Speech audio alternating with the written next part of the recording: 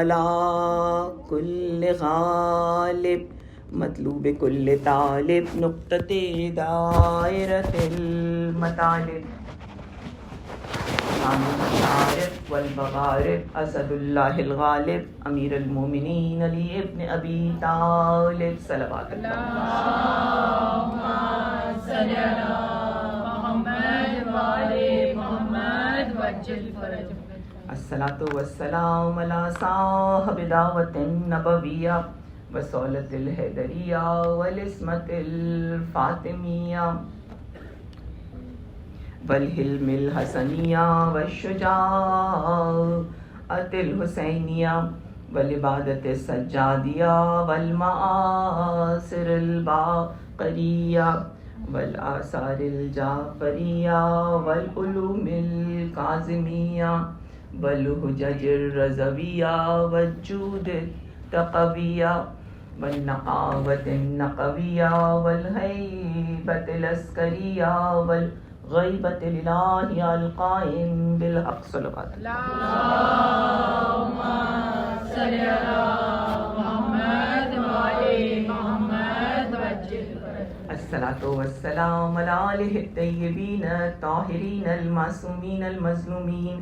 انما یرید اللہ لیذہب عنکم الرجس اہل البیت ویطہرکم تطہیرا. صلوات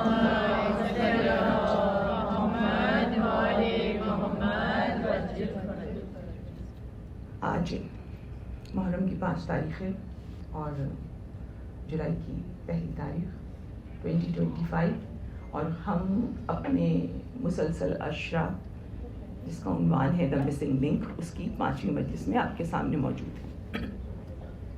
آج ہم ڈسکس کریں گے ٹائم لائن آف امام علی علیہ السلام. پہلے میرا ارادہ تھا کہ میں آپ کے سامنے معصومین کی ماؤں کا چارٹ شیئر کروں گی، لیکن مجھے یہ محسوس ہوا کہ چونکہ ازواج کی بات آ رہی ہے تو وہیں سے کنیکٹڈ امام علی کا زیادہ ایک بہتر کنٹینویشن رہے گی، کیونکہ جب ہم اپنے معصومین کی زندگی کو فوکس کر رہے ہیں تو اس میں ہمارا جو مین فوکس ہے وہ یہ ہے کہ معصومین کی زندگی میں کیا چیلنجز آئے، اور آبویسلی ایک چیلنج نہیں تھا، بہت سارے چیلنج تھے. تو یہ جو سارے چیلنجز تھے ان کو کس طریقے سے انکاؤنٹر کیا گیا، اور اسی سینیریو میں آپ نہ صرف یہ دیکھ لیتی ہیں کہ کون کون اوپوننٹس تھے، بلکہ یہ بھی دیکھتی ہیں کہ ان لوگوں نے جانتے بوجھتے امام علی کا مقام پہچانتے ہوئے، اہل بیت کا مرتبہ جانتے ہوئے، جو کہ رسول اللہ نے ہر وقت بتایا تھا، صبح و شام بتایا تھا، قرآنی آیات کے ریفرنس سے بتایا تھا، لیکن کس طریقے سے لوگوں نے اپنی خواہشات کو پورا کرنے کے لیے یا ان کی حسد میں آ کر یا ان کے مرتبے کو چیلنج کرتے ہوئے اپنے آپ کو زیادہ ٹیلنٹڈ ثابت کرتے ہوئے اپنے ہاتھ میں امپاورمنٹ لینے کے لیے کیسی کیسی ٹرکس استعمال کی، اور کس طریقے سے ہیلے بہانوں سے چیزوں کو جھٹلا کے، چیزوں کو زبردستی بدل کر انہوں نے دین کو ڈیویٹ کر دیا. یاد رکھیے سورہ فرقان کی آیت ہے جس میں اللہ تعالیٰ ایک فیوچر کا سینیریو بیان کرتا ہے، اور اس میں وہ فرماتا ہے کہ روز قیامت کافر یہ کہے گا کاش. اچھا، کافر یہاں کافر کا مطلب ہے کفر کرنے والا، یعنی کہ انکار کرنے والا. اب وہ انکار کچھ بھی ہو سکتا ہے، وہ انکار بتوں کے سامنے جا کے خدا کی وحدانیت کا ہو سکتا ہے، یا وہ انکار اللہ کی ہدایت سے ادروائز جا کر ہو سکتا ہے، یا وہ فرمانے یا فرامین معصومین سے ہٹ کر ہو سکتا ہے. بہرحال یہاں پر ایک کافر ہے جس کو اللہ تعالیٰ دکھا رہا ہے، اور جو جملہ ہے وہ بہت ہی سخت جملہ ہے. اللہ تعالیٰ کہتا ہے کہ کافر اپنے ہاتھوں کو ملے گا اور کہے گا کاش میں نے فلاں فلاں کی دوستی نہ کی ہوتی. تو یہ جو دوستی ہے اس کو آج کی زبان میں آپ کیا کہتی ہیں؟ Following, right. آپ مجھ کو اچھا سمجھ رہی ہیں، آپ میری فالوئنگ کریں گی، رائٹ. میں آپ کو اچھا سمجھ رہی ہوں، میں آپ کی فالوئنگ کروں گی. فالوئنگ کیا؟ آپ کے پیچھے پیچھے چلنا. سورہ مدثر کی آیت کہتی ہے کہ جو 4 بڑے گناہ ہیں جن میں سے صرف ایک گناہ کی وجہ سے ہی جہنم میں خدا تعالیٰ نیک لوگوں کو بھی ڈال دے گا، اس میں ایک گناہ ہے دیکھا دیکھی فالو کرنا، جس کو دوسری زبان میں ہم فیشن کہتے ہیں. آپ نے کچھ کیا، میں نے آپ کو فالو کر لیا. آج آپ نے اسکارف کا ایسا اسٹائل کیا، میں بھی کل باندھ کر آ گئی. یہی کرتے نا، یہی فیشن ہے، یہی فالوئنگ ہے کہ آپ کی کوئی چیز اچھی ہے میں اس کو فوراً کاپی کر لوں گی، کوئی برائی نظر نہیں آتی.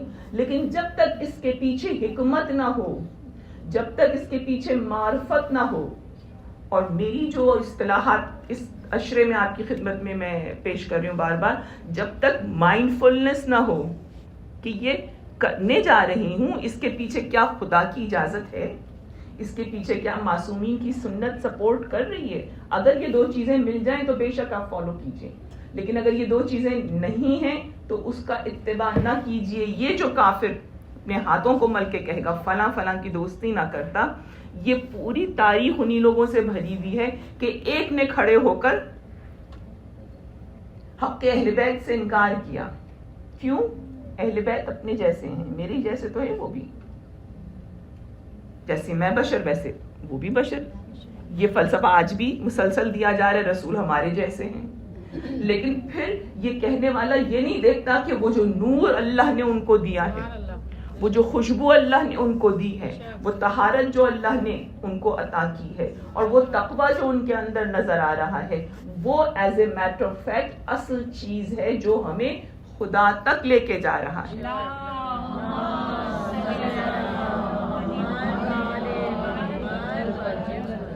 اب ہم اپنی تمہیدی گفتگو سے آگے بڑھتے ہیں، اور ہم کل جہاں سے گفتگو روکی تھی وہیں سے میں آپ کو کنیکٹ کرتے ہیں. کل ہم نے گفتگو روکی تھی تعارف امہات المومنین پر. جو امہات المومنین کی فہرست تھی اس میں سب سے آخر میں نے جن کا ذکر کیا تھا، آج آپ ان کو بہت زیادہ ان کو دیکھ پائیں گی.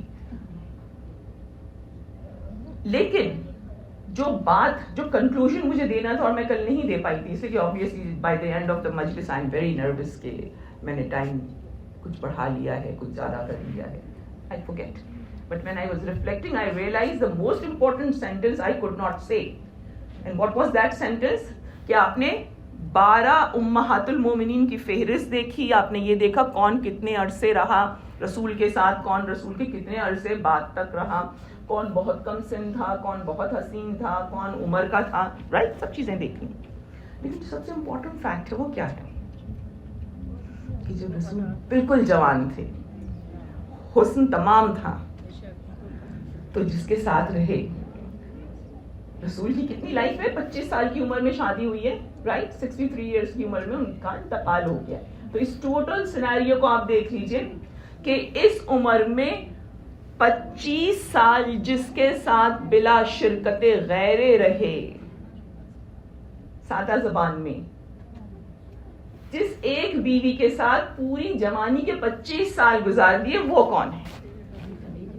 خدیجہ طاہرہ ملکۃ العرب، وہ جس کی طہارت کی قسمیں کبھی خدا کھا رہا ہے، کبھی عرب کے بد کردار ترین لوگ اس کی طہارت کی قسم کھا رہے ہیں. اس کی رفاقت اتنی اسٹرانگ تھی، اتنی کمپریہنسو تھی، اتنی خوبصورت تھی کہ رسول نے پورے 25 سال ان کے ساتھ گزارے اور کبھی کسی کی طرف نگاہ اٹھا کے بھی نہیں دیکھا.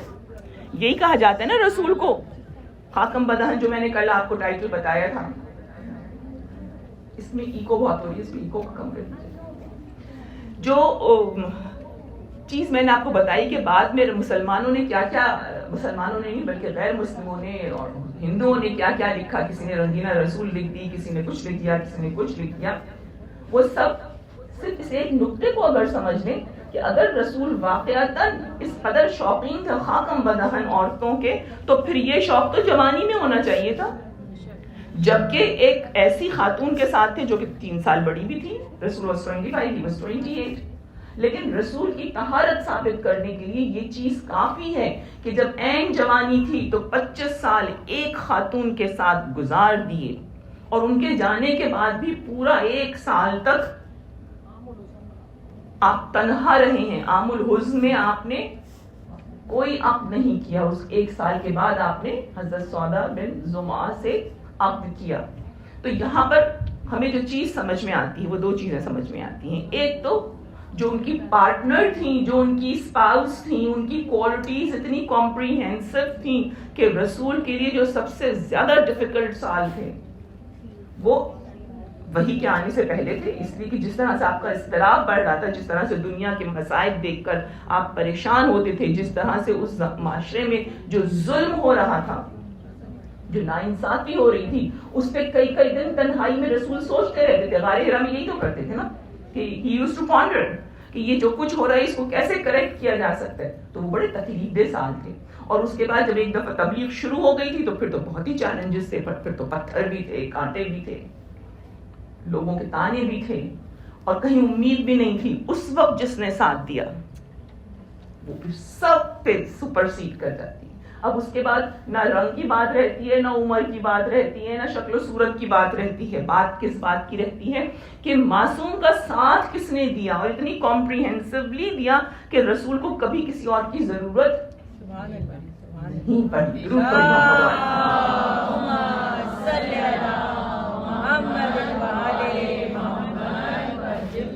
اب ہم آ جاتے ہیں ٹائم لائن آف امام علی علیہ السلام. اور یہ ٹائم لائن جب شروع ہوتی ہے 11 ہجری سے. 11 ہجری سے کیوں؟ اس لیے کہ امامت کا آغاز 11 ہجری سے ہو رہا ہے. اس سے پہلے ظاہر رسول کی رسالت میں امام علی ان کے شپرانی میں, ان کے سائے میں تھے, لیکن رسول کے انتقال کے فوراً بعد ہی ہدایت کا جو ڈیوائن لیڈرشپ کا ڈیوینٹی کا سلسلہ ہے وہ امامت میں چینلائز ہو گیا, اور اب امامت کا عرصہ شروع ہوتا ہے. اور یہ ولایت ایگزیکٹلی کتنے سال کی ہے؟ یہ ولایت 250 ایئرس کی ہے. آپ اندازہ کیجئے ذرا, 11 سے اس کو ڈیوائڈ کیجئے گا. 250 کو اپنا نکالیے کیلکولیٹر اور ڈیوائڈ کر کے بتائیے کہ کتنا عرصہ بن رہا ہے. 250 سال, اور اس میں 11 امام. اس سے آپ کو اندازہ ہوگا کہ کتنا کم عرصہ ہمارے اماموں کو تبلیغ کے لیے ملا ہے, اور کتنے شدید مسائل تھے, کس کس طریقے سے وار ہو رہا تھا. اور یہ سارے وار ان کو انکاؤنٹر کرنے تھے. شروع میں تو آپ کو پھر بھی تھوڑا سا آپ کو ٹائم نظر آئے گا, جیسے کہ امام علی کی امامت کا جو ٹائم ہے وہ 29 ایئرز ہے, اور exactly 29 years 8 months, 29 years 8 months and 3 weeks 21 days. یہ آپ کا ٹینیور بن رہا ہے امامت کا. یہ تو پھر بھی آپ کو بڑا نظر آئے گا. آخر تو جا کے آپ کو 6 سال اور اس طرح کے مختصر سال ملیں گے. کیوں؟ اس لیے کہ امت سنبھلنے ہی نہیں دے رہی تھی. جہاں موقع ملتا تھا یا تو قید کر دیا جاتا تھا یا پھر زہر دے کے راستے سے ہٹا دیا جاتا تھا. تو ان مظلومیتوں کے باوجود جب آپ اپنے ائمہ کے کارنامے دیکھتی ہیں, امام کا کام کیا ہوتا ہے؟ امام کا کام ہوتا ہے دین کو ریگولیٹ کرنا. رائٹ؟ آپ ہر وقت سوچتی نا کہ اگر اس وقت امام موجود ہوتے تو میں ان سے کنیکٹ ہو کے پوچھ لیتی کہ امام میں اس وقت کیا کروں, یہ چیز کیسے کرنی ہے, یا امام کا میرے پاس میسج آ جاتا. ظاہر ہے امام کنیکٹڈ رہتے ہیں نا, میسج میں سے ابھی بھی آتا ہے. اگر آپ دل سے پکارے امام کو, ناممکن ہے کہ امام آپ کو اپروچ نہ کرے. جو آپ کے دل میں مسئلہ ہے, جو آپ کے دل میں پرابلم ہے, جو آپ کے دماغ میں الجھن ہے, اس کو ذہن میں لا کر اگر آپ امام سے رجوع کریں گی اور دل میں صرف سادے لفظوں میں اپنی زبان میں جو بھی بولتی ہیں اس میں آپ یہ کہیں گی کہ مولا I'm stuck here, can you help me. اور اس کے بعد ذرا سا مائنڈفل رہیے گا, آپ کو کہیں نہ کہیں سے جواب ملے گا. بس یہ کہ بلانے کے پوچھنے کے بعد جواب کا بھی انتظار کیجیے گا. ہم لوگ کا ایٹیٹیوڈ کیا ہوتا ہے؟ Again we are not very mindful. جیسے ہم اپنی شادی کا پہلا کارڈ جا کر علم کے پاس رکھ دیتے ہیں کہ مولا پلیز تشریف لائیں, اور اس کے بعد ناچ گانا, اور اس سے بڑھ کر مکس گیدرنگ, اور اس سے بڑھ کر کوئی حجاب نہیں. تو پھر مولا آئیں گے کیا ایسی سچویشن میں؟ نہیں آئیں گے نا. تو جب سوال پوچھیے تو جواب کے لیے منتظر بھی رہیے, ڈھونڈیے کہ کیا جواب آ رہا ہے. امام دیتے ہیں. کیوں؟ اس لیے کہ امام کا فرض ہی یہی ہے, اس کی ڈیوٹی یہی ہے, اس کی آبلیگیشن ہی یہی ہے کہ کہ شریعت کمپلیٹ ہو گئی ہے، اب شریعت کی امپلیمنٹیشن میں جہاں بھی ہرڈلز آ رہے ہیں he has to remove it, he has to guide. اور وہ گائیڈ کرتے ہیں، ہمیں پتا ہو نہ پتا ہو، لیکن وہ ہمارے سامنے اس طرح کے آپشنز آتے ہیں کہ اگر ہم مائنڈفل ہوں تو ہم اس صحیح آپشن کو بھی پک کر سکتے ہیں. درود پڑھیں محمد. اللہم صلی علی محمد وآل محمد وجل. تو اگر ہم امام علی کی ٹائم لائن دیکھتے ہیں تو ہمیں امام علی کی ٹائم لائن اس وقت شروع کرتے ہیں جب ان کی آبویسلی ولادت اور سب چیزیں آپ اگر اگنور کرتے ہیں. اور میں جنگوں کا حال تو اس لیے نہیں پڑھوں گی کہ جنگیں تو آپ کو رٹی ہوئی ہیں، رائٹ، یو نو کس جنگ میں مولا نے کس طریقے سے فتح حاصل کی تھی، تو اس کی تو بات آپ جانے دیجیے. ہم اسٹارٹ لیتے ہیں جب رسول اللہ کی ان کا وصال ہو گیا ہے اور ان کی آنکھ بند ہو گئی ہے. اب یہاں سے چیلنجز شروع ہوئے ہیں. اس کو کہتے ہیں نا، یہ پتہ نہیں محاورہ میں صحیح استعمال کر رہی ہوں یا نہ کر رہی ہوں، کیفیت کو میں بتاتی ہوں کہ اگر کوئی آپ کے سامنے یہ کہے نا کہ لٹرلی میں آسمانوں پہ تھا اور پھر مجھے لگا زمین پہ پٹخ دیا. میں یہ جملہ آپ کے لیے نہیں یوز کر سکتی ہوں، but I am trying to convey کہ کیا سچویشن تھی. کہاں علی دوش رسول کے سوال، کہاں علی کے بغیر رسول کا کوئی دن نہیں گزرتا، کہاں علی جب تک رسول اللہ رات کو ان کے پاس بیٹھ کے ان کو اسرار امامت نہیں تعلیم کر دیتے تھے، علوم نہیں ٹرانسفر کرتے تھے، وہ اپنے خواب اپنے بستر پر بھی نہیں جاتے تھے. بلکہ میں ایک واقعہ سنا دیتی ہوں. واقعی تو اتنے سارے ہیں لیکن ٹائم کم ہے. جس وقت جنگ جمل ہو رہی تھی تو آبویسلی دو پارٹیز بن چکی تھیں. تو حضرت ام سلمہ کو پتا چلا کہ ام المومنین حضرت عائشہ جو ہیں وہ جنگ پر جا رہی ہیں. تو وہ ان کو سمجھانے کے لیے آئی اور انہوں نے کہا کہ تم جنگ پہ جا رہی ہو، تمہیں نہیں جانا چاہیے. پہلے تو انہوں نے روکا، جب انہوں نے دیکھا وہ کسی طریقے سے نہیں رک رہی ہیں، اپنا ارادہ نہیں تبدیل کر رہی، تو انہوں نے کہا کہ تمہیں یاد ہے ایک دفعہ ام سلمہ ہماری کسی بات کے اوپر کچھ بحث ہو رہی تھی اور تمہارے کمرے میں خدا کے رسول اور علی بہت دیر سے بیٹھے ہوئے تھے اور امام علی کو رسول اللہ مستقل کچھ ان سے گفتگو کر رہے تھے اور تم سے برداشت نہیں ہوا، تم غصے میں اندر چلی گئی. آبویسلی دروازے کے پردے ہوتے تھے. تم اندر چلی گئی اور تم نے جا کر کہا یا علی میں رسول کی 9 بیویوں میں سے ایک ہوں. How bad it is. میں رسول کی 9 بیویوں میں سے ایک ہوں اور میرے پاس صرف ایک رات آتی ہے 9 راتوں میں سے، اور اس میں بھی تم میرا ٹائم لے رہے ہو. تم اٹھ کے جاؤ یہاں سے. اور ام سلمہ کہہ رہی ہیں، ام سلمہ کہتی ہیں کہ تمہیں یاد ہے کس طرح سے رسول اللہ کے چہرے کا رنگ بدل گیا تھا اور آپ جلال میں آئے تھے اور اس کیفیت میں آ گئے تھے جس کیفیت میں وحی نازل ہوتی تھی. جب وحی نازل ہوتی تھی تو رسول اللہ کی جو فزیکل سچویشن تھی وہ بہت زیادہ انٹینس ہو جاتی تھی، شدید پسینہ اور چہرے کے تاثرات اور everything use to be change. تو ام سلمہ نے کہا تمہیں یاد ہے رسول کی کیفیت ایسے بدل گئی تھی جیسے ہمیں لگا تھا کہ ان کے اوپر وحی نازل ہو رہی ہو، اور انہوں نے کہا تھا اے عائشہ میں علی سے اہم گفتگو کر رہا ہوں، اور یاد رکھو جس نے علی کے خلاف کوئی بات کی وہ منافق ہے. یہ بات ان کو پتا تھی اور یہ بات یاد دلا رہی ہیں ام سلمہ، لیکن پھر بھی وہ نہیں رکی. لیکن بہرحال ہم واپس آتے ہیں اپنے موضوع کے اوپر. امام علی کی جو یہ ٹائم لائن شروع ہو رہی ہے 29 ایئرس کا آپ کا دور امامت ہے، اور اس کے بعد آپ دیکھیں کہ جو سب سے پہلی مشکل آئی ہے امام علی کی زندگی میں وہ یہ تھی کہ جو کچھ آپ کے اختیارات آپ کو خدا نے دیے تھے، جبرائیل لے کر آئے تھے 1,40,000 مومنین کے درمیان اس کا انٹرو ہوا تھا، اور اس کو کتنا عرصہ گزرا تھا اب خود کیلکولیٹ کیجئے کہ 18 ذی الحج کو کیا اعلان ہوا ہے؟ من کنتو مولا ہو فہذا علی مولا. آپ یقین کریں اگر آپ اس اتنے سے مجمع میں سے اٹھ کر جائیں نا تو آپ آسمان پر اٹھتی ہیں جیسے کہ میں، اور آپ جا کے کیا کہتی ہیں آج میں نے وہاں نوحہ پڑھا اتنا مجمع تھا، آج میں نے وہاں مرثیہ پڑھا، حدیث پڑھی اور اتنا مجمع تھا. رائٹ. امام علی ان کا اناؤنسمنٹ ہو رہا ہے، مجمع کتنا ہے 1,40,000، اور کتنے ہفتے گزرے، یہ اینڈ آف سفر ہے. وہ اینڈ آف ذوالحج تھا, hardly 2 months and 1 week more, right? اور اس کے بعد کیا سچویشن تھی کہ کوئی علی کے سلام کا جواب دینے والا نہیں تھا, کوئی علی کے حق کو ایڈمٹ کرنے والا نہیں تھا. تو یہ کتنی بڑی ٹرانزیشن ہو گئی تھی ایک دم سے. آپ کیا امام علی کی کیفیت کا اندازہ لگا سکتی ہیں؟ اچھا, میں نے یہ دیکھا اپنی, اب ظاہر عمر اتنی بڑھ گئی ہے کہ مجھے یہ لگتا ہے کہ جوانی میں آدمی بہت پرجوش ہوتا ہے اور بہت جلدی ریٹیلیٹ کرتا ہے اور فوراً جو ہے وہ آرگیو کرنے لگتا ہے. جو میں 30 ایئرس کی عمر میں ہوں گی وہ میں obviously آج نہیں ہوں, آج اگر کچھ ہوگا تو میں کہوں گی چلو آگے چلو, رائٹ. 30 ایئرس میں میرے ساتھ آپ کچھ کرتی, 32 ایئرس میں تو میں تو اسی وقت اپنی آستینیں چڑھا کے حق بتاتی, نہیں حق یہ ہے, رائٹ. امام علی کی کتنی عمر تھی اس وقت جب یہ حق چھینا جائے؟ 32. He was between 32 and 33. یہ پیک عمر ہوتی ہے 32-33 سال کی عمر, جب انسان جوش میں ہوتا ہے, اور ان کے پاس تو ساری سپورٹ تھی.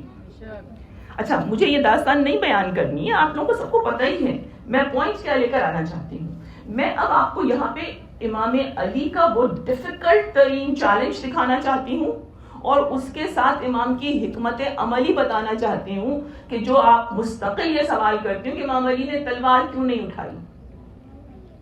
امام علی نے صرف تلوار اسلام کی خاطر نہیں اٹھائی تھی, اس لیے کہ اگر امام علی اس وقت اپنی ریزیلینس شو کرتے, وہ بھی کس طرح, فوج کے ساتھ, بھائی اس وقت نہیں تھے, آہستہ آہستہ تو کانسپریسی ہو سکتی تھی نا کہ چلو ابھی تو ہمارے پاس زیادہ لوگ نہیں ہیں, لیکن آہستہ آہستہ قبیلوں کو, فوج کو اکٹھا کیا جاتا اور ایک فیصلہ کن جنگ ہو جاتی, رائٹ. اس میں کیا پرابلم تھی؟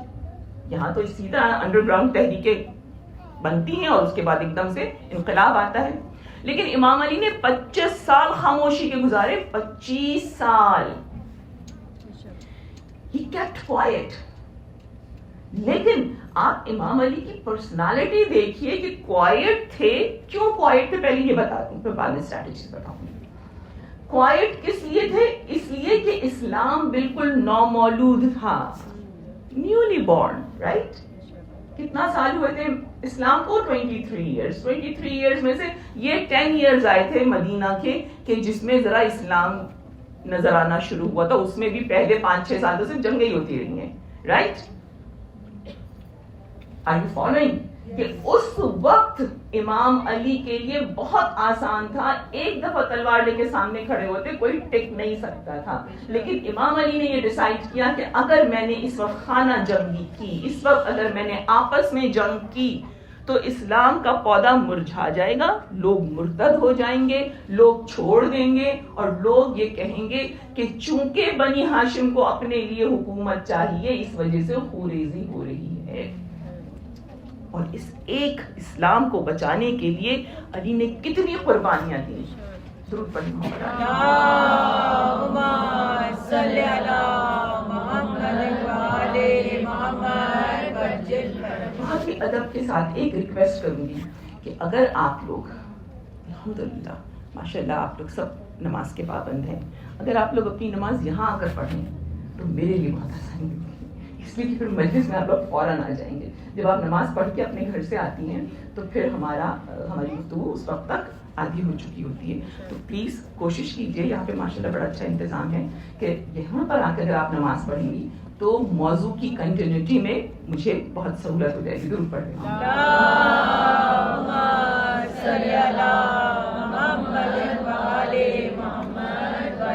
اس سے بھی زیادہ بلند.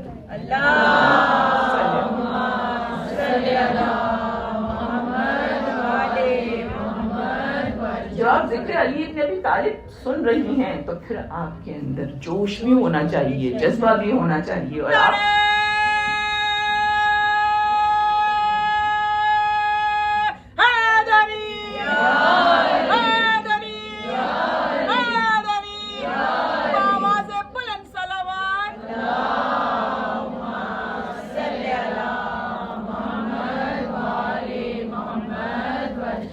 جذبہ تھا نا خاموشی کا, یہ بہت ہی مشکل جذبہ تھا, اور یہ علی کے سوا کوئی کر بھی نہیں سکتا تھا.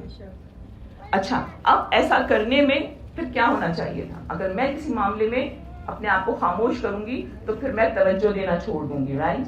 لیکن آپ امام علی کی ڈائنامک پرسنالٹی کو دیکھیے کہ ایک طرف خاموش ہوئے ہیں، کیوں کہ اسلام تھوڑی سی جڑ پکڑ لے، لیکن اس کے باوجود اچھا بیعت نہیں کی. یہ جو ایک پچھلے سال سے بہت زیادہ یہ کانسیپٹ عام ہو رہا ہے نا کہ امام علی نے بیعت کر لی تھی، اور امام علی نے بی بی سیدہ کے انتقال کے بعد، ان کی شہادت کے بعد ایونچولی جا کر بیعت کر لی تھی. دیکھیے یہ جتنی آئیڈیالوجیز ہے نا، یہ سوشل میڈیا کے اوپر مستقل فلوٹ کر رہی ہے، اور انفارچونیٹلی بہت ریگریٹ کے ساتھ کبھی کبھی ہمارے جو نئے نئے ذاکر ہوتے ہیں نا بیچارے، وہ بغیر سوچے سمجھے ایسی باتوں کو ریپیٹ بھی کر دیتے ہیں کہ جس سے سننے والے کے دماغ میں وہ پوائنٹ چلا جاتا ہے جو کہ صحیح نہیں ہوتا. تو میں چونکہ اس سال مسنگ لنکس کنیکٹ کر رہی ہوں تو میں آپ کو بتا رہی ہوں امام علی نے ہرگز بیعت نہیں کی تھی. آپ وہ اسٹیٹمنٹ یاد رکھیے عمر ابن سعد کا، جو اس نے آخر میں بالکل 8 تاریخ کی رات گزرنے کے بعد اس نے خط لکھا تھا عمر ابن زیاد کو، اور اس نے کہا تھا علی حسین کے سینے میں علی کا دل ہے اور وہ کبھی بھی بیعت نہیں کریں گے. یہ اس نے بالکل یہ فائنل بات تھی، اور اس کے بعد ہی جنگ کا حکم آ گیا تھا. تو امام علی نے بیعت نہیں کی تھی. تو اب جب بیعت نہیں کی ہے، خاموش ہو گئے، تو پھر طریقہ کیا ہونا چاہیے؟ طریقہ یہ ہونا چاہیے کہ اپنے گھر میں اپنی فیملی کے ساتھ بیٹھیں اور بس ان کے ساتھ مصروف رہیں. باہر نکلنا، کوئی سلام نہیں کر رہا، کوئی سلام کا جواب نہیں دے رہا، کوئی نماز میں ساتھ نہیں کھڑا ہو رہا. نماز آگے پیچھے کیوں ہوئی تھی؟ کہ جو فجر کا اور مغرب کا وقت الگ الگ ہے، ہم میں اور دوسروں میں وہ کیوں الگ ہے؟ اس لیے کہ علی کسی کی جماعت میں نماز نہیں پڑھتے تھے اور علی کی جماعت میں کوئی اور نماز نہیں پڑھتا تھا. تو 15-20 منٹ کا گیپ ڈال دیا گیا کہ جب علی نماز پڑھ کے ہٹ جائیں گے پھر ہم اپنی جماعت کھڑی کریں گے. تو آپ دیکھیں کس حد تک سوشلی بائیکاٹ کیا جا رہا ہے تاکہ امام علی کو ڈسکریج کر کے گھر بٹھا دیا جائے. لیکن امام کی اسٹریٹجی کیا ہے کہ امام اپنے دین پر قائم رہتے ہوئے جہاں حق کو آئیڈینٹیفائی کرنا ہے وہاں اس کو ہائی لائٹ کرتے ہوئے لوگوں کے درمیان سوشلی کنیکٹڈ رہے ہیں. یہ بہت امپورٹنٹ چیز ہے.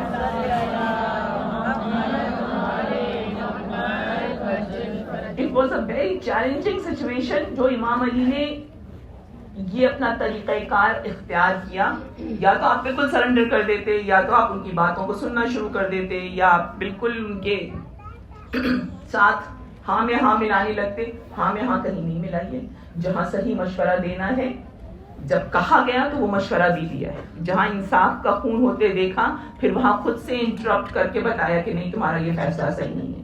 70 دفعہ وہ جملہ لکھا ہوا ہے نا آپ کو پتہ ہے، مجھے دہرانے کی ضرورت نہیں ہے کہ میں تو مارا جاتا اگر علی نہ ہوتے. کس نے کہا یہ آپ کو پتہ ہے. کیوں؟ اس لیے کہ وہاں کسی اور کو غلط سزا ملنے جا رہی تھی اور اس کی جان کے اوپر بنی ہوئی تھی. وہاں امام علی انٹرسپٹ کرتے تھے. جہاں مشورہ مانگا جاتا تھا وہاں بہترین مشورہ دیتے تھے. جب خلیفہ دوم روم کی جنگ پہ جانا چاہتے تھے تو امام علی نے روکا. آپ نے کہا کہ تم سربراہ ہو اس وقت مملکت کے، لہٰذا تم کو جنگ میں نہیں جانا چاہیے. اگر شکست ہو جائے یا تم مارے جاؤ تو اس سے بہت بڑا رکھنا ہوگا. اگر کوئی اور ہوتا کلیور تو وہ بھیجتا، رائٹ، میدان صاف کرتا اپنے لیے. لیکن آپ نے امام علی کی سنسیئرٹی اسلام سے دیکھی.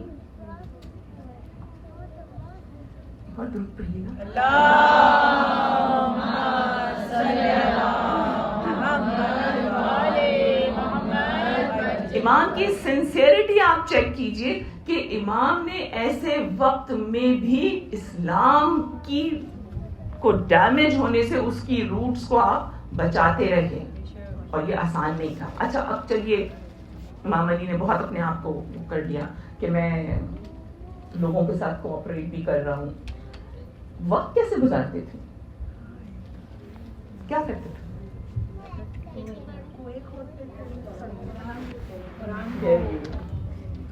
بالکل، ذرا زور سے کہیے آپ.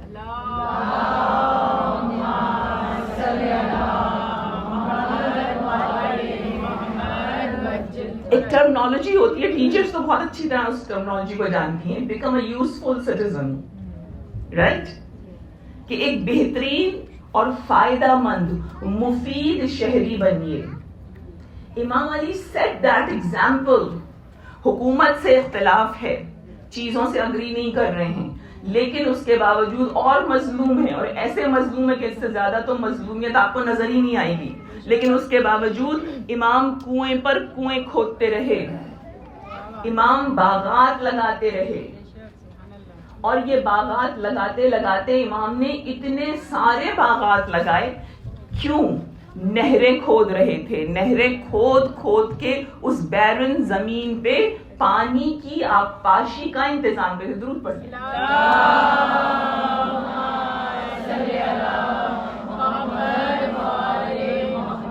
پانی کی آبپاشی کا, نہر کا انتظام کرنا, اور تنے تنہا امام کرتے تھے, اس لیے کہ ظاہر گروپ تو بنا کے کام نہیں کر سکتے تھے, ورنہ فوراً یہ ہوتا کہ اپنی فوج بنانے کی کوشش کر رہے ہیں. اور اس دوران میں امام علی نے 25 سال کتنی تکلیفیں برداشت کی ہیں کہ امام نے سڑکیں تک بنائی ہیں.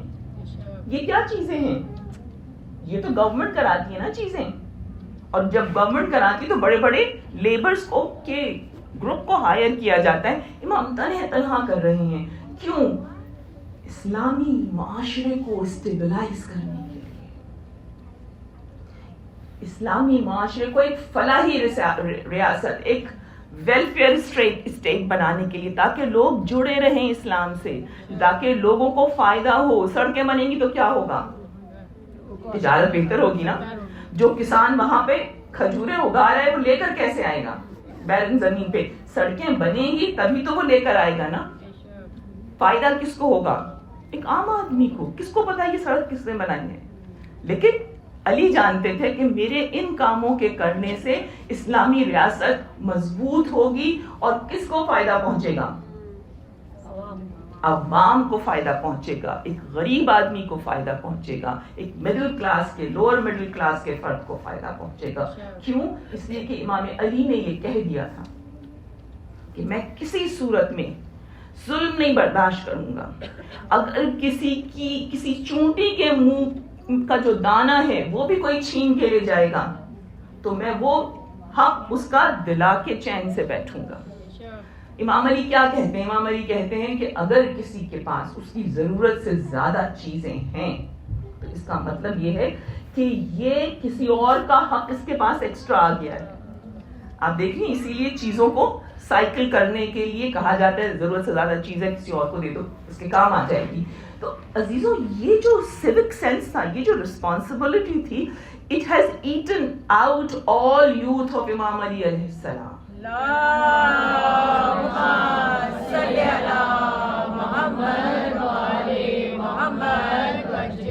میں شاید ایکسپریس کر پا رہی ہوں اور نہیں کر پا رہی ہوں, لیکن یہ اتنا اسٹرانگ سیوک سینس اس وقت ہونا جبکہ پورا کا پورا معاشرہ جہالت میں ڈوبا ہوا تھا, عصبیت میں ڈوبا ہوا تھا, دشمنی میں ڈوبا ہوا تھا, قبیلے انتقام لینے میں اپنی نسلیں ختم کر دیتے تھے. آج مجھ میں اور آپ میں تھوڑا سا یہ سینس ہے نا کہ ہمیں تھوڑا سویلائزڈ ہونا چاہیے, اس لیے کہ ہم اتنی ڈگریاں لینے کے بعد اتنا تو کر ہی سکتے ہیں, رائٹ؟ لیکن یہ ہمیں اخلاق ہمارے مولا نے دیا تھا, انہوں نے ہمیں سکھایا تھا کہ اگر ذاتی دشمنی ہوئی, اور امام حسین علی نے فرمایا تھا کہ جب تک ذاتی مجھ پر دشمنی ہو رہی ہے میں خاموش رہوں گا, لیکن اگر کسی شخص کے ساتھ زیادتی ہوگی تو میں کھڑا ہوں گا. اور اگر آپ ان کی جا کے لائف کو دیکھیں تو جہاں جہاں دوسروں پہ زیادتی ہوئی ہے امام علی نے جا کے ضرور اس کے لیے آواز اٹھائی ہے. تو یہ کیا پرسنالٹی آپ کے سامنے آ رہی ہے؟ یہ پرسنالٹی آپ کے سامنے آ رہی ہے کہ انسان, اور ظاہر میں ان کے ریلیونس میں نہیں کہہ رہی ہوں, بلکہ میں obviously we are trying to learn from his life. تو پرسنالٹی ہمیں یہ بتا رہی ہے کہ کہیں پر بھی رہیں لیکن ہمیں اپنی سیوک رسپانسبلٹیز کو ہر صورت میں پورا کرنا چاہیے. میں لیکچر بالکل نہیں دے رہی ہوں, لیکن یہ امام کے فالوئنگ کا تقاضا ہے کہ آپ کی جو سیوک رسپانسبلٹیز کیسے آنا شروع ہوتی ہیں. First yourself, then your family, جو آپ کی نیوکلیس فیملی ہے وہ آئے گی, اس کے بعد آپ کی ایکسٹینڈیڈ فیملی آ جائے گی, پھر آپ کے نیبرز آ جائیں گے, پھر آپ کا خاندان آ جائے گا, پھر آپ کے اقربا, قبیلہ, برادری, کمیونٹی, اٹ گوز آن. اور خالی کمیونٹی نہیں, پھر اس کے بعد آپ جب دیکھتے ہیں کہ آپ کے نیبرز میں کون کون ہوں, اب چاہے وہ کرسچن ہے کہ وہ ہندو ہے کہ وہ پارسی ہے کہ وہ مسلمان ہے, اس کے رائٹس ہیں آپ کے اوپر. اور ان سب کو نبھانے کا نام ہے معاشرہ. امام علی کو معاشرے کی کیوں فکر تھی؟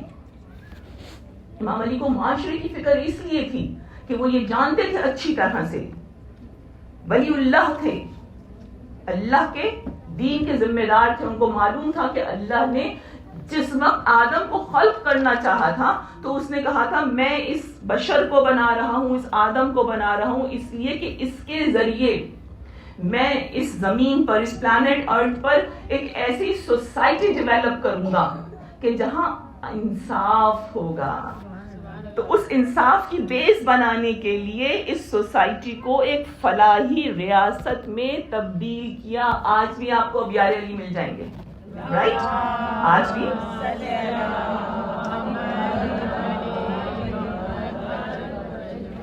بھی آپ کو جب آپ جاتی ہیں تو کہیں آپ کو ملتا ہے نا کہ امام علی کا کھودا ہوا کنواں ہے. یمبو ایک علاقہ ہے سعودی عرب کا، اگر آپ وہاں جائیں تو آپ کو ابھی بھی وہاں پہ وہ باغات ملیں گے اور وہاں پر آپ کو وہ کنویں ملیں گے جو امام علی کے ہاتھوں کے کھدے ہوئے ہیں. کیوں؟ اس لیے کہ امام کی ایک بہت بڑی وہاں پہ پراپرٹی تھی جہاں پر امام علی نے یہ ساری چیزیں بنائی تھی. اور لطف کی بات یہ ہے کہ جو کچھ بناتے تھے وہ عوام الناس کے لیے وقف کر دیتے تھے، اسے اپنی کمائی کا ذریعہ نہیں بنایا تھا.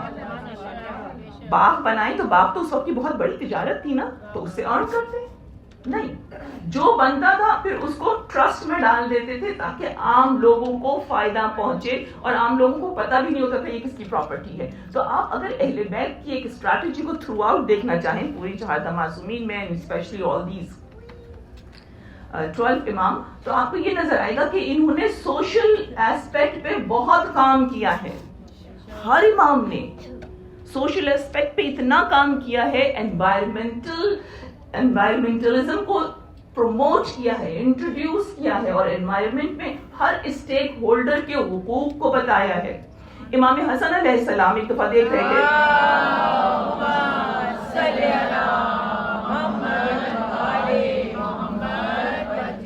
آپ نے دیکھا آپ اپنے باغ میں داخل ہوئے، اور باغ میں داخل ہوئے تو آپ نے دیکھا کہ آپ کا جو وہ کیئر تھا، جو غلام تھا، جو کہ اس کی کام کرتا تھا، وہ بیٹھا ہوا کھانا کھا رہا تھا. تو اس نے اپنا رومال کھولا اور اس میں سے 2-3 جو بھی روٹیاں تھیں وہ نکالی اور اس کے ٹکڑے کیے. اب وہ جیسے ہی نوالا کھانا جا رہا تھا تو اس نے دیکھا ایک کتا آیا. وہ بہت ہی کتا جو تھا لاغر تھا، بالکل لگ رہا تھا کہ اگر اس کو کچھ کھانے پینے کو نہیں دیا تو یہ ختم ہو جائے گا. تو غلام نے اس کو ایک ٹکڑا ڈال دیا. وچ ایوری بڈی ڈو، آپ اور میں بھی اگر دیکھیں گے کسی بھوکے کو تو ہم ڈال دیں گے. اور امام آڑ میں ہو کے اس کو دیکھتے رہے. امام آڑ میں کس لیے تھے؟ اسے کہ امام نہیں چاہتے تھے کہ وہ کھانا کھا رہے تو اس میں بیچ میں اس کو انٹرپٹ کیا جائے. تو امام نے دیکھا، اس نے ایک ٹکڑا دیا، اس نے دوسرا ٹکڑا دیا، اپنا ہاتھ روک کے بیٹھ گیا، خود نہیں کھا رہا تھا، یہاں تک کہ وہ دیتا رہا کتے کو. اور پھر اس نے یہ دیکھا کہ وہ کتے کی بھوک نہیں ختم ہو رہی، اور اس نے ایک نوالا بھی کھائے بغیر سب کا سب اس کو کھلا دیا. جب سارا کچھ کتے کو کھلا دیا تو اس نے رومال اپنا جھاڑا جس میں روٹی لپیٹی ہوئی تھی اور اٹھ کے کھڑا ہو گیا. تو امام اب اس کے سامنے گئے، سلام دعا ہوئی. پھر امام نے کہا یہ تم نے کیا کیا ہے؟ اس نے کہا میں نے کتے کو کھانا کھلایا. امام نے کہا وہ میں نے دیکھ لیا، لیکن تمہارے پاس ایک سے زیادہ روٹیاں تھیں تو تم ایک اس کو دے دیتے، باقی خود کھا لیتے. اب غلام کا جواب سنو. غلام بھی تھا حسن کا غلام، جیسا مالک ہوتا ہے ویسے ہی، رائٹ، فالوور بھی ویسے ہی ہوتا ہے. کہنے لگا کہ یہ ہمارے علاقے کا نہیں ہے کتا. امام نے کہا تم نے کیسے جانا؟ کہنے لگا کہ یہ میں اس علاقے کے سارے کتوں کو، جانوروں کو پہچانتا ہوں، یہ کہیں بہت دور سے آیا تھا. مجھے شرم آئی کہ کوئی اتنی دور سے آئے اور میں اس کو تھوڑا لوں. Can you see the beauty? اتنی دور سے آیا ہے، مجھے حیا آئی کہ میں اس کا آدھا پیٹ بھروں اور آدھا نہیں بھروں، لہٰذا میں نے اس کا پورا پیٹ بھر دیا. کوئی بات نہیں، میں کل کھا لوں گا کھانا. امام اس قدر اس سے خوش ہوئے کہ امام نے کہا جا الہی خدا میں تجھے آزاد کیا. یہ باغ، اس کی ملکیت میں نے تجھے دے دی، اب تو ہی اس باغ کا مالک ہے.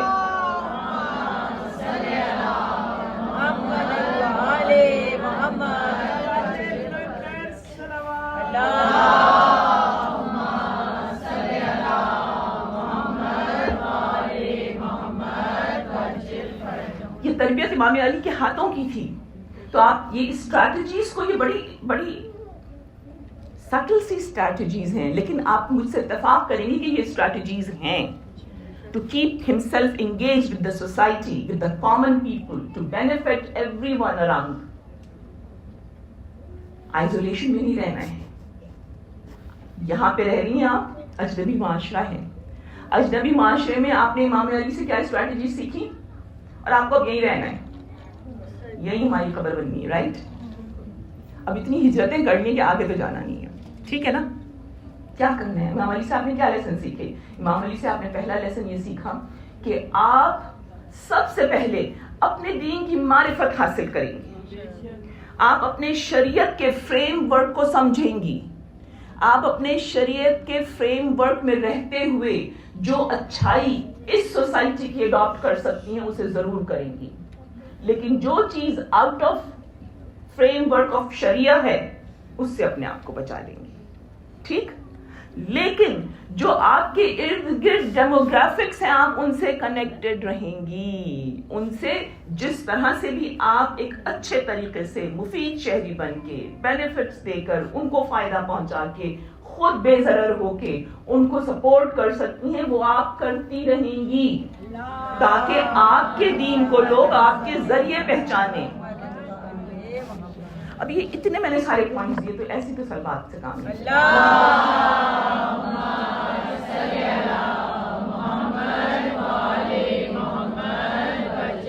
لاسٹ اسٹریٹجی، ویسے تو بہت ساری اسٹریٹجیز ہیں، میں یہی آخری بیان کرنا چاہ رہی ہوں، اس کے علاوہ میں یہ ہم نے یہ آخری اسٹریٹجی کیا امام علی علیہ السلام کی، یہ وہی ہے جو آپ امام علی ابن الحسین کے فضائل میں اکثر و بیشتر سنتی رہتی ہیں. اور وہ اسٹریٹجی یہ تھی کہ امام علی بڑی محنت سے پیسہ کماتے تھے، اور جو پیسے کماتے تھے اس سے آپ غلام خریدتے تھے، اور وہ غلام خرید کر پھر کیا کرتے تھے؟ ٹرین کرتے تھے، ان کو اچھا مسلمان بناتے تھے، ان کو قرآن کی سمجھ ان کے اندر پیدا کراتے تھے، ان کی تربیت کرتے تھے، اور ان کو ایک پریکٹسنگ ذمہ دار شہری بنا کر. اچھا غلام کیا ہوتے ہیں؟ غلام باہر سے پکڑ کے لائے جاتے ہیں نا، عربی تو نہیں ہوتے تھے غلام. پھر ان کو اتنا مال و متاع دیا جاتا تھا کہ وہ واپس اپنے ملک میں جائیں اور وہاں جا کر وہ کوئی کاروبار عزت والا کرے، اور جب ان کی عزت اور ان کی ناموری معاشرے میں جڑ پکڑ لے تو اس کے بعد لوگ دیکھیں کہ ارے یہ تو مسلمان ہیں، یہ تو مومن ہیں، یہ تو قرآن کی بات کر رہے ہیں. آپ نے دیکھا اہل بیت کو جب چاروں طرف سے جکڑ لیا گیا کہ وہ دین کو نہ پھیلائیں تو انہوں نے کتنے خوبصورت اور کتنے ہیومینیٹیرین قسم کے ویز تلاش کیے تھے اسلام کو اسپریڈ کرنے کے. تو ابھی بھی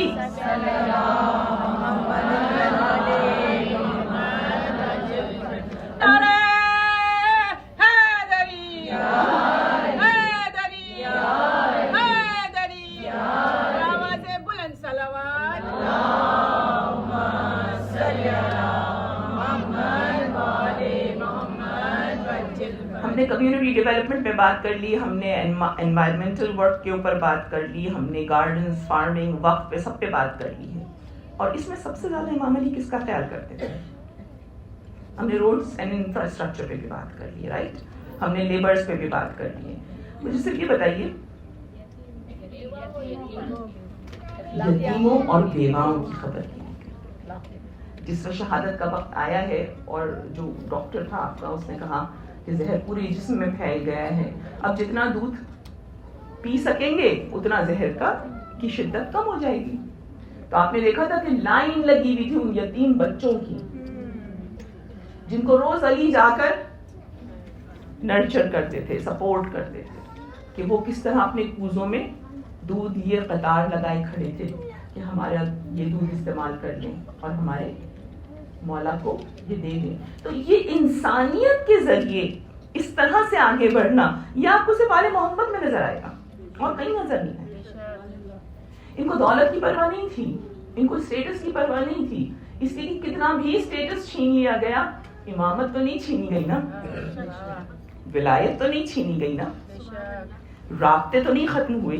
اس لیے کہ یہ رابطے روحانی ہیں، یہ قلبی ہیں، یہ ذہنی ہیں. جتنا آپ ان جیسی بنتی جائیں گی اتنا ان کی نظروں میں بلند ہوتی جائیں گی.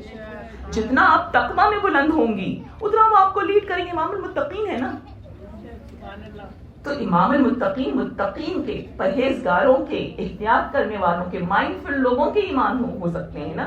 تو جتنا آپ مائنڈ فلنس اختیار کریں گی. اچھا اب ہم آ جاتے ہیں کہ یہ 25 سال گزر گئے, رائٹ. اچھا میں ایک ریکویسٹ کروں گی کہ میں تو مجلس پڑھ رہی ہوں, آپ لوگ اپنے دل میں ایک فاتحہ پڑھیے گا.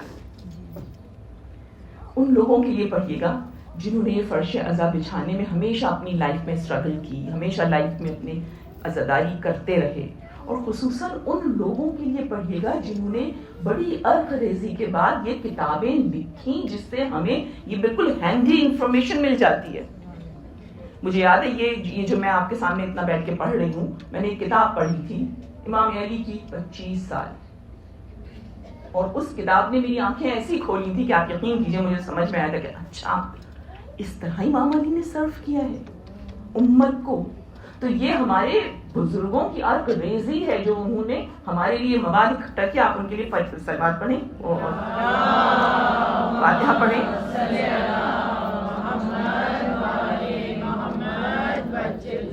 اب میں آپ کو خلافت پہ لے کے آتی ہوں. امام علی کی زندگی کے مختلف ادوار ہیں نا, ایک تو پورا لائف اسپین آف رسول اللہ ہے, دوسرا اسپین یہ 25 ایئرز آگے. اب اس کے بعد 4.5 سال آتے ہیں, اور یہ جو 4.5 سال ہیں یہ امام کے بالکل ڈفرنٹ چیلنجز آ گئے ہیں.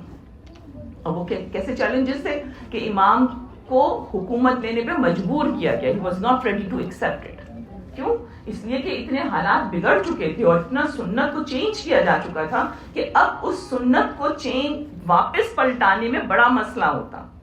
لیکن لوگ جنہوں نے پہلے سنت نبی کو بدلتے ہوئے دیکھا اور کچھ نہیں کہا, اب جب انہوں نے دیکھا کہ معاشرے میں طبقاتی نظام بن گیا ہے, امیر تو ہوتا جا رہا ہے اور غریب جو ہے وہ بالکل ہی غریب ہوتا جا رہا ہے. جیسے ہمارا آج کل دور نہیں ہے, مڈل کلاس تو غائب ہو گئی ہے نا, بالکل ایسا وہاں پر بھی ہو رہا ہے. کیوں ہو رہا تھا؟ اس لیے کہ بیت المال سے جو وظیفے دیے جاتے تھے, جو اسٹائپنڈز دیے جاتے تھے, ان اسٹائپنڈز میں یہ دیکھا جاتا تھا کون ہمارا فیوریٹ ہے, کون ہمارا, یعنی کہ نیپوٹزم ہوتا تھا. یہ ہو رہا ہے, تو یہ وہاں سے شروع کیا گیا تھا. عربی کو زیادہ دیا جائے گا, اجمی کو کم دیا جائے گا, اور آقا کو زیادہ دیا جائے گا, غلام کو کم دیا جائے گا, جو قبیلے کا ہے اس کو زیادہ دیا جائے گا, جو مہاجر ہے اس کو زیادہ دیا جائے گا, جو انصار میں سے ہے اس کو کم دیا جائے گا. تو یہ سارے اسٹینڈرڈز آ گئے تھے. اب ان اسٹینڈرڈز کی وجہ سے عام آدمی جو تھا وہ بہت تکلیف میں تھا, اور کچھ لوگ پریویلیج کلاس میں چلے گئے تھے. وہ جو پریویلیج کلاس کے لوگ تھے انہوں نے آ کے امام علی کو اب یہاں پہ ٹربل دینا شروع کیا. درود پڑھیے گا محمد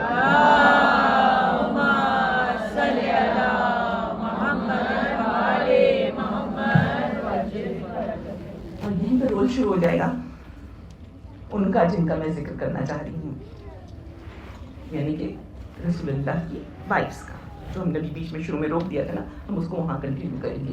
کیا ہو رہا تھا؟ اس لیے کہ جو زیادہ فیوریٹ تھی ان کو زیادہ اسٹائپنڈ ملتا تھا, جو کم فیوریٹ تھیں, جو اہل بیت کو سپورٹ کرتی تھی, ان کو لمیٹڈ دیا جاتا تھا. یہاں پہ میں آپ کو ایک چیز ریمائنڈ کرنے کے لیے اپنا قرآن بھی اٹھا کر لائی ہوں. میں نے سوچا تھا میں اس میں سے ریفرنس نکال کے آپ کو بتاؤں گی.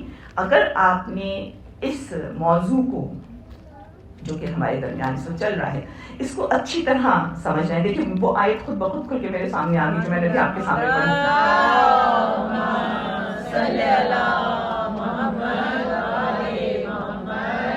ان آیتوں کو مارک کیجئے. یہ آیت سورہ فرقان کی 27 and 28. اس دن ظالم اپنے ہاتھوں کو کاٹے گا اور کہے گا کاش میں نے رسول کے ساتھ ہی راستہ اختیار کیا ہوتا. 28. ہائے افسوس کاش میں نے فلاں شخص کو اپنا دوست نہ بنایا ہوتا. 29. اس نے یعنی اس دوست نے تو ذکر آنے کے بعد بھی مجھے گمراہ کر دیا اور یقیناً شیطان رسوا کرنے والا ہے.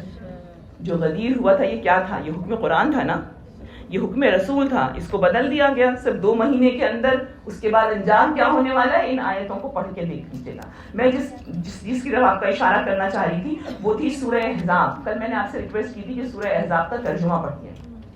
73 آیتیں ہیں, ایک نشست میں پورا نہ پڑھیے گا, تھوڑا تھوڑا کر کے اس کو 9 تاریخ تک پڑھ لیجیے. صرف ترجمہ, میں عربی کی بات نہیں کر رہی ہوں, عربی پڑھنے بہت اچھی بات ہے لیکن ٹرانسلیشن پڑھیے گا. اور یہ جو میں نے آپ کو پوری ٹائم لائن بتانا شروع کی ہے نا, اور یہ جو میں رسول کی ازواج کے بارے میں گفتگو کر رہی ہوں اور کیا کانفلکٹ تھے اور کس طرح سے چیزیں ہو رہی تھیں, ان کو سمجھنے کے لیے سورہ احزاب کا پڑھنا ضروری ہے. ویسے تو سورہ تحریم بھی ہے, لیکن میں کسی پرٹیکولر پرسنالٹی کی بات نہیں کر رہی ہوں. میں صرف یہ بتا رہی ہوں کہ خدا کے رسول کی بیویوں کو اللہ تعالیٰ کیا ہدایتیں دے رہا ہے. اور یہ کیوں ضروری ہے؟ یہ اس لیے ضروری ہے کہ جو مسئلہ اس وقت شروع ہوا تھا وہ ابھی تک چلا آ رہا ہے. اور وہ مسئلہ کیا تھا؟ وہ مسئلہ یہ تھا کہ اس وقت چونکہ ایک وائٹ پیدا ہو گیا تھا, اہل بیت کو ہٹا دیا گیا تھا لیڈرشپ رول سے, تو اب کسی اور کو لانا تھا. یہی ہو رہا تھا نا, اب کسی اور کو لانے کے لیے قریب قریب کون تھی؟ ازواج رسول تھیں. ازواج رسول چونکہ اس آیت میں حکم دیا ہوا اس سورہ میں, سورہ احزاب میں, کہ اے رسول کی بیویوں اپنے گھر میں بیٹھی رہو, یعنی گھر سے باہر نہ نکلو. اور ایسی بھی ازواج رسول تھیں کہ جو نکلی ہی نہیں ہیں گھر سے, حتیٰ کہ ان کا جنازہ نکلا ہے.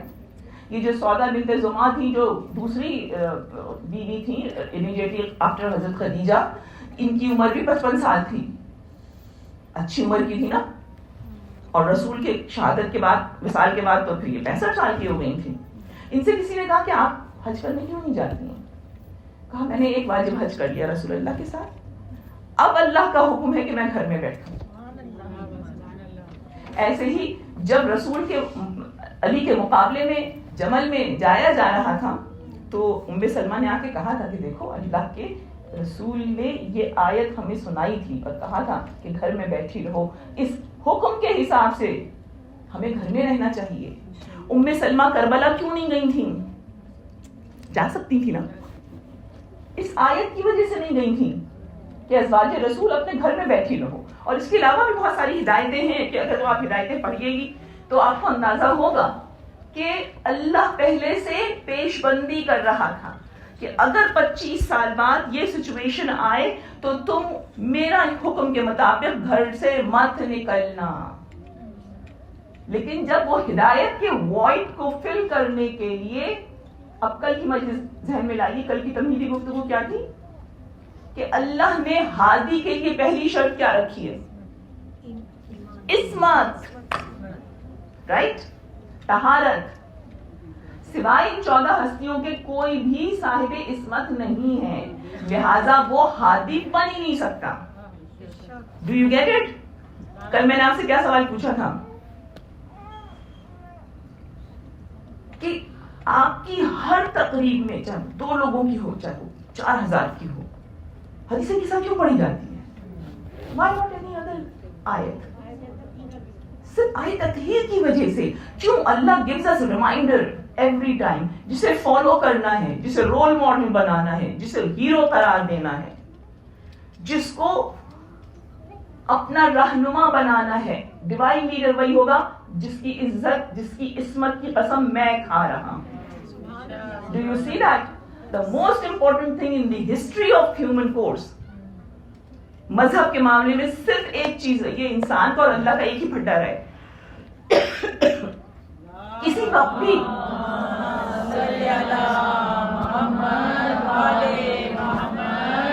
کسی وقت بھی انسان نے اللہ کو اللہ ماننے سے انکار نہیں کیا ہے. چاہے وہ بت کو پوج رہا ہو, چاہے وہ سورج کو, وہ ایک اللہ کو مانتا رہا ہے. جھگڑا جو ہوا ہے وہ اس بات پہ ہوا ہے کہ اللہ یہ کہتا تھا جس کو میں نے نبی بنا کے بھیجا ہے تم اس کو فالو کرو. انسان کہتا تھا جس سے میں ڈرتا ہوں میں اس کو بناؤں گا. میں درخت سے ڈر رہا ہوں میں اس کو پوجوں گا, میں بندر سے ڈر رہا ہوں میں اس کو پوجوں گا, میں سورج سے امپریس ہو رہا ہوں میں سورج کو پوجوں گا. مجھے علی پسند نہیں آ رہے, میں اس سے ڈر گیا ہوں اس لیے کہ اس کے ہاتھ میں کوڑا ہے میں اس کو پوجوں گا. یہی ہوا نا. تو اللہ نے الاؤ نہیں کیا ہے کہ غیر معصوم کو کسی وقت پر بھی رول ماڈل بنایا جائے. یہاں پہ ان کو لایا گیا کہ جن کے پیچھے مسلمان جو کہ مائنڈ فل نہیں رہے تھے. اب بالکل اختتامی مرحلے پہ آ رہی, میرا ارادہ تھا کہ میں آپ کو تینوں جنگوں کا حال بتاؤں گی, لیکن میں آپ کو بالکل مختصر کر کے لپیٹ کے اپنی بات کو ختم کروں گی کہ یہ جو 3 جنگیں ہوئی تھی, سب سے پہلی جنگ جو ہوئی امام علی 18 ذی الحج 36 ہجری میں, 35 ہجری میں آپ خلافت کے اس پر آئے ہیں, تخت کے اوپر آئے ہیں, رائٹ. درود پڑھیے گا ایک بار.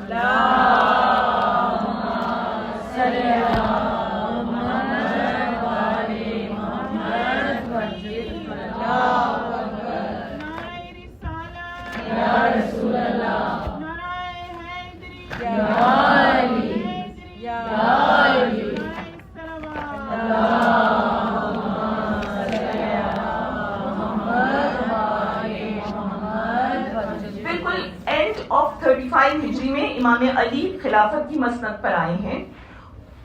5 مہینے گزرے ہیں. جمادی الثانی کی بالکل بگننگ تاریخیں تھیں جب جمل شروع ہو چکی تھی. تو مسلمانوں نے کتنی دیر سانس لینے دی علی کو؟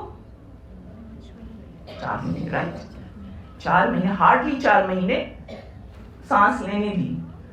آپ امام علی کا چیلنج دیکھیے کہ جس نے رسول کی زندگی کے 10 سال جس کی تلوار کے سائے میں اسلام بڑھتا رہا, فتوحات حاصل کرتا رہا, اگلے 25 سال ان کو تلوار ہی نہیں اٹھانے دی. رائٹ, اس کے بعد جو تلوار اٹھی تو اب وہ کافروں پہ نہیں اٹھ رہی, وہ مسلمانوں پہ اٹھ رہی ہے. یہ تھی نا ایک پینفل چیز.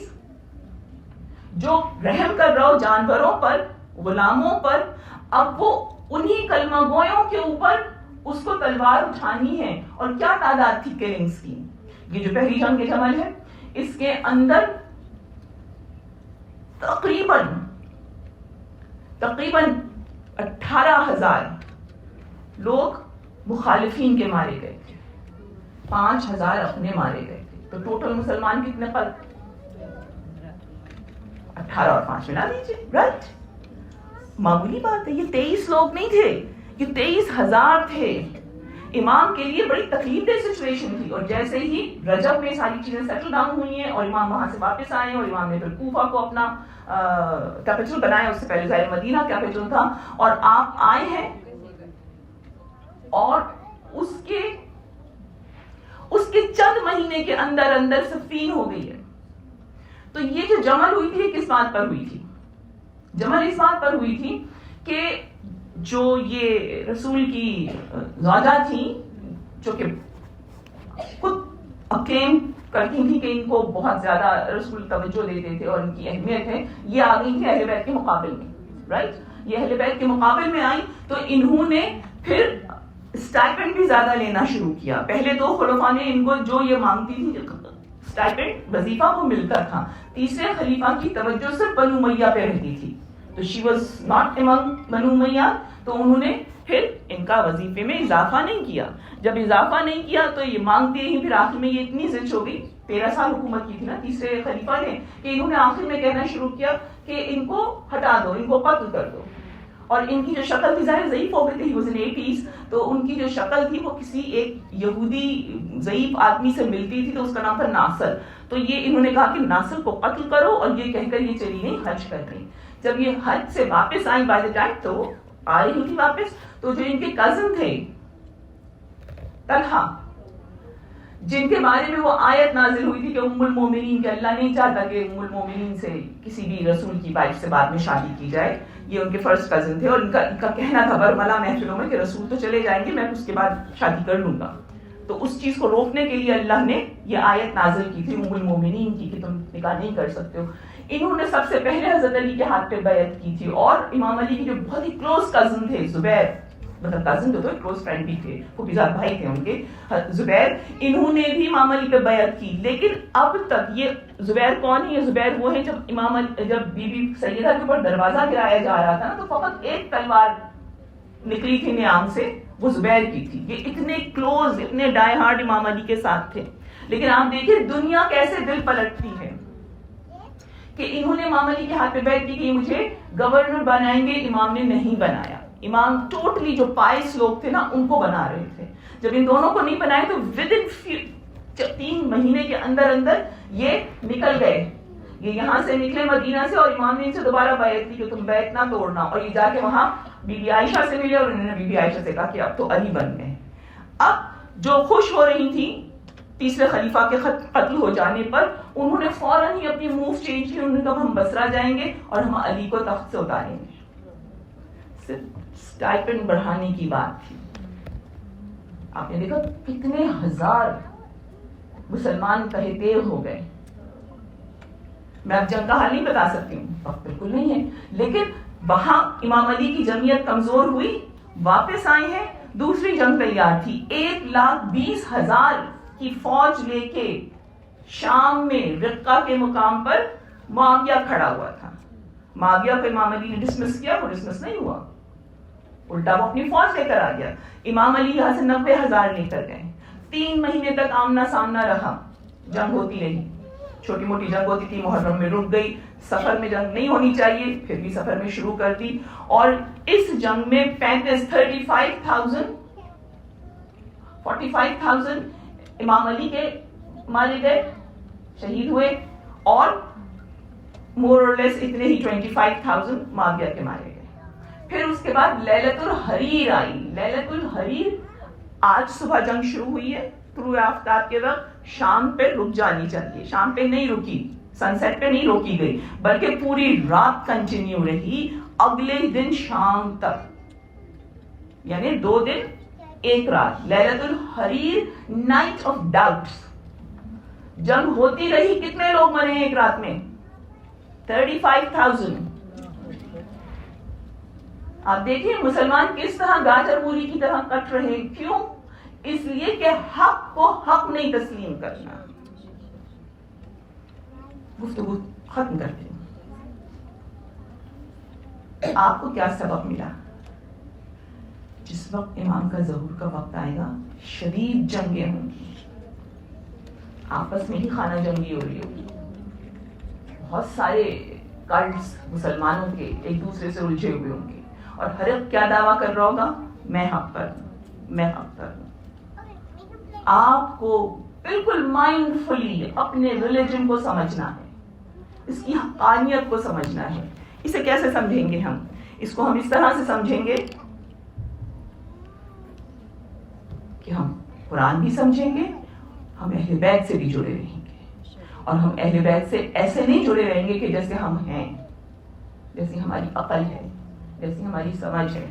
میں نے آپ سے کچھ کہا, آپ نے مان لیا, اس نے کہا, آپ نے اس کی بات مان لی. نہیں, ہم ایک اسکلڈ عالم کے ذریعے. کون سا اسکلڈ عالم؟ جو کہ اجتہاد رکھتا ہو, جو کہ مرجع خلائق ہو, جس کی اتھارٹی ہو, جس کا کردار ہو. جب ہم اس سے کنیکٹڈ, اس کی فالوئنگ میں رہیں گے, تب تو بچ سکتے ہیں. لیکن اگر ہم نے اپنی عقل پر یا اپنے جیسے کی عقل پر یا ان لوگوں کی عقل پر جو ذرا سے پیسے کی خاطر بک جاتے ہیں, ان کو فالو کیا, نجات نہیں ہوگی. آپ کی جنگ نجات کی جنگ ہے. حسین آپ کو ہر سال یہی ریمائنڈ کرانے آتے ہیں, میری تاریخ دیکھو, میرے دوستوں کو دیکھو, میری قربانیوں کو دیکھو, اپنے ایمان کو بچاؤ. اگر تم میرے ساتھ کھڑے ہونا چاہتے ہو روز قیامت, یا لیتنی کنتو معہم ففوزا عظیما, اگر تمہیں فوز عظیم میں جانا ہے تو تم کو حق کو پہچاننا ہوگا. اور الحمدللہ ہم سب کے پاس اتنا شعور ہے, اتنی عقل ہے, استعمال نہیں کر رہے, یہ اور بات ہے, استعمال کرنا شروع کیجیے. حسینی بن جائیں گے, حسین کے ساتھ کھڑی ہو جائیں گے. اور یقین کیجیے, اکثر لوگ کہتے ہیں نا وہ 100% تو معصوم نہیں ہے. یار مجھ سے تو زیادہ ہے نا. ابھی کوئی ڈاکٹر مجھے آ کے کہے کہ سمین آپ یہ نہ کیجیے گا, تو میں نہیں اس کی بات سنوں گی. کیوں؟ اس لیے وہ مجھ سے زیادہ ایجوکیٹڈ ہے, رائٹ؟ تو اسی طرح مجتہد ہم سے تو زیادہ ایجوکیٹڈ ہے, مرجع ہم سے تو زیادہ ایکسپرٹ ہے نا, تو مان لیجیے. نقصان تو نہیں ہو رہا نا. اگر نقصان ہو جائے کوئی بات نہیں, نقصان تو نہیں پہنچا رہے نا, نجات مل جائے گی اگر وہ سچے ہیں تو. عزیزان محترم, اس وقت جو رسہ کشی چل رہی ہے نا, یاد رکھیے میرا آخری جملہ ہے کہ یہ رسہ کشی دین کے نام پر اندر ہی اندر ہو رہی ہے.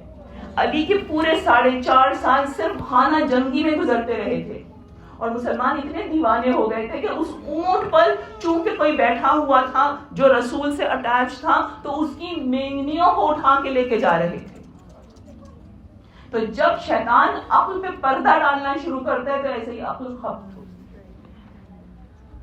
آج ذکر کرنا ہے ان شہزادوں کا جنہیں حسین کے بھانجے کہا جاتا ہے. خالی اونو محمد کا ذکر نہیں کرنا. آج کا پرسہ میں نے آپ سے کہا نا روزانہ ایک گروپ کا پرسہ آپ ایکسٹینڈ کر لیں. حسین کے جو بھانجے تھے زینب کے بیٹے بھی تھے اور رقیہ کے بیٹے بھی تھے. رقیہ کا تو احسان کبھی نہ بھولیے گا, اس لیے کہ رقیہ وہ خاتون ہیں امام علی کی وہ بیٹی کہ جنہوں نے پورا گھر پوری نسل سب ختم کر دیا تھا. شوہر مسلم قربان ہو گئے امام پر. 2 بیٹے راستے میں کوفہ جب قید ہو کے جا رہی تھیں اونٹ سے گر گئے اور اس کے بعد 1 سال بعد ان کو حارث نے قتل کر دیا. 2 شہزادے سب سے پہلے جنگ کرنے گئے ہیں. جس وقت جنگ شروع ہوئی ہے اور 2 پہر کے اندر 1 پہر کے اندر ہی تمام کی تمام اصحاب حسین ختم ہو گئے تھے. فقط یہ 19-20 شہزادے بچے تھے بنی ہاشم کے. اس میں سب سے پہلے جو گئے تھے وہ مسلم کے بیٹے گئے تھے. 2 بیٹے یہاں ختم ہو گئے رائٹ جنگ کرتے کرتے. 2 بچے شام غریبہ میں گھوڑے دوڑے ہیں نا خیموں کے اندر اور خیمے جل گئے ہیں اور خندق چاروں طرف کھدی ہوئی تھی, اس میں آگ لگی ہوئی تھی. تو بچوں کو ماؤں کا نہیں پتا تھا, ماؤں کو اپنا ہوش نہیں تھا, چادریں چھن رہی تھیں, گھوڑوں کی ٹاپیں سینوں پہ پڑ رہی تھی, کسی ماں کو پتا نہیں تھا بچے کا نہیں. ایسے میں 2 بچے تھے, ایک بیٹی اور ایک بیٹا مسلم تھے. یہ ایک دوسرے کا ہاتھ پکڑ کر باہر چلے گئے اور جھاڑیوں میں جا کے پناہ لے لی. شام کے وقت جب بھی کوئی شام غریبہ ختم ہو گئی اور جناب ام کلثوم اور جناب زینب لاشوں کو اکٹھے کرنے چلی ہیں, کھوئے ہوئے بچوں کو ڈھونڈنے چلی ہیں, تو دیکھا کہ 2 بچے ایک دوسرے کا ہاتھ پکڑے ہوئے زمین پہ پڑے ہوئے ہیں. بی بی نے سوچا یہ بچے پیاس سے ختم ہو بے ہوش ہو گئے, لیکن جب اٹھانے کے لیے جھکی تو دیکھا سینوں پہ گھوڑے کے سوؤں کے نشان.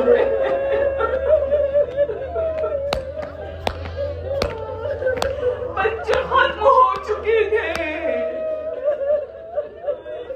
رقیہ کی زندگی کے سب کچھ تاروں پود بکھر گئے تھے. اور اس کے بعد 97 ہجری میں امام زین العابدین علیہ السلام 78 ہجری میں امام کے حکم سے یہ 200 یتیموں کا بیواؤں کا قافلہ لے کر مکران آئی تھیں اور مکران میں آ کے انہوں نے اسلام پھیلانا شروع کیا تھا. انہیں آپ بی بی پاک دامن کہتی ہیں عزیزوں. یہ وہ رقیہ ہے, اس کے بچوں کا پرسہ آج آپ امام حسین کو دیتی ہیں. دوسرے بھانجے کون تھے؟ یہ اونو محمد تھے. اونو محمد کی جنگ عجیب جنگ ہے اور مجھے آج تک کوئی مرثیہ ایسا نہیں ملا کہ جس میں صحیح مسائب بیان کیے گئے ہوں. سب سے پہلی غلط فہمی جو پیدا ہو جاتی ہے وہ ظاہر پرانے زمانے کی چیزیں ہو گئی. وہ یہ کہ اونو محمد 8 اور 9 برس کے تھے. اونو محمد 8-9 برس کے نہیں تھے. بی بی کی عمر کیا تھی کربلا میں؟ بی بی کی عمر 54 ایئرس تھی. 54 ایئرس کی عورت کے 8-9 سال کے بچے ممکن نہیں ہے.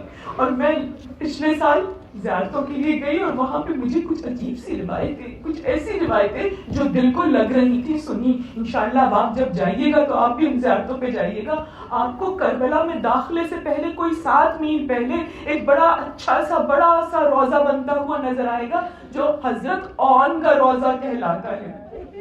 حضرت اون کا روضہ کہلاتا ہے. پتہ نہیں کس عقلمند نے یہ کہہ دیا کہ یہ وہ اون نہیں ہے, یہ بعد والے اون ہیں. جبکہ آپ اندر جب زیارت کے لیے جائیں گی تو آپ کو حضرت اونو محمد کی زیارتیں نظر آئیں گی. میں نے ان خاتون سے یہ روایت سنی جنہوں نے ان ہستی سے بات کی تھی جو وہاں کے انجینئر ہیں, ڈیزائنر ہیں. ان کے خواب میں باقاعدہ یہ شہزادہ آیا تھا. 2-3 سال پہلے کی 4 سال جب بھی یہ زمین کھود رہی تھی تو اس زمین کے کھودنے کے دوران یہاں پہ مکان بننے والے تھے. اور جب زمین کھودی گئی تو اچانک خوشبو پھیل گئی اور اتنی شدید خوشبو پھیلی کہ ان کو کام روکنا پڑا. انہوں نے مجتہدین سے جا کر بات کی. مجتہدین نے کہا خوشبو صرف اس وقت آتی ہے جب کوئی شہید کی لاش ہوتی ہے. اور کربلا میں کون سے شہید ہیں؟ اب یہ سمجھ میں نہ آیا کہ کیا کریں. یہ کہا گیا علماء کی طرف سے, مجتہد کی طرف سے, کہ اس کے اوپر مقبرہ بنا دیں. لیکن جو اس کے انجینئر تھے ان کے خواب میں ایک 16-17 سال کا جوان آیا جو زخموں سے چور چور تھا, اور اس نے کہا میں آن ہوں, آن بن عبداللہ, یہاں میرا جنازہ ہے, یہاں پہ مقبرہ بناؤ. اس پر اس انجینئر نے ان سے پوچھا کہ یہ بتائیے کہ یہ تو کربلا کے مقتل سے 7 میل دور کی جگہ ہے, یہاں آپ کیسے آ گئے؟ جواب سنیں گے آپ؟ میں لمبے مسائل نہیں پڑھوں گی, یہ جملہ کافی ہے آپ کو جھنجھوڑ دینے کے لیے.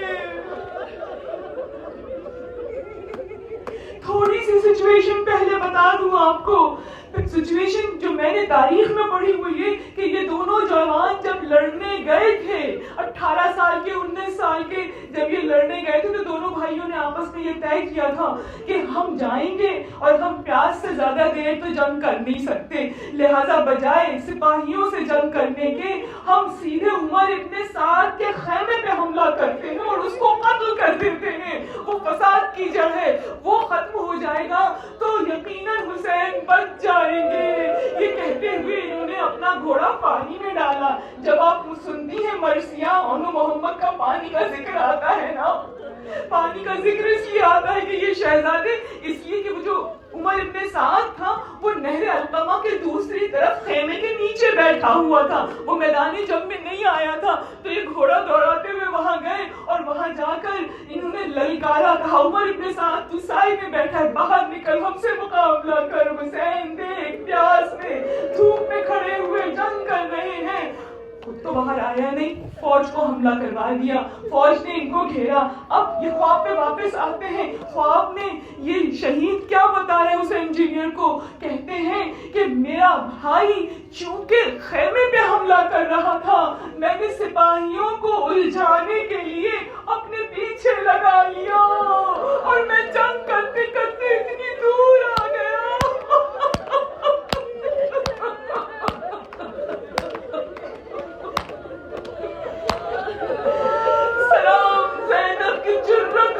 شہزادوں پر ماموں کو بچانے کے لیے کس طریقے سے جان کی بازی لگا رہے ہیں. وہ شہزادے فرماتے ہیں میں انہیں الجھا کے دور لے آیا تاکہ یہ مجھ سے لڑتے رہے اور میرا بھائی کامیاب ہو جائے.